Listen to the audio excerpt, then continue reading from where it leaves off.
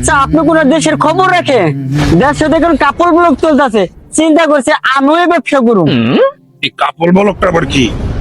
এই যে দেখেন, এখন তো একজন নাচতেছে না, দুজন মিলে আমরা নাচবো, এটারই কাপড় ব্লক কয়।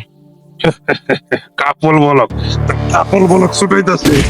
আমি তোর বাবারে আর তোর শ্বশুরে সব কইতাছি, যা দূর হ আমার চোখের সামনে। দেশটা কি সুশীল ভাবে রাখা যায় না? কি এক আজব জামানা আইলো, অশ্লীলতা দিয়া ভরে ফেলাইছে, কাপড় বলক করে।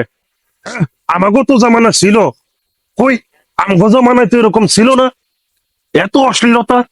রাখ, তোর বাপের আর শ্বশুর দেখ কইয়া এই ধরনের অশ্লীলতা আমি ছুটাইতেছি। বুঝছেননি বিষয়টা? সবই তো বুঝলাম, তবে এই কাপড় বলকটা কি? এই সাব্বির, এগারো একটু দেখাই দাও তো তোমার মোবাইল থেকে। এই যে দেখেন, সি সি সি সি নাউজুবিল্লাহ আস্তাগফিরুল্লাহ। জামাই নিয়ে ব্যবসা করে বিয়ে এর একটা বিয়ে করবেন, তাহলে আমার এই পরিবারে আমার মেয়ের রাখবো না। এই সাহেব আপনি ক্ষিপ্ত হন না, শান্ত হন। ব্যাপারটা আমি দেখতাছি, আসুক বাসায় পোলায়।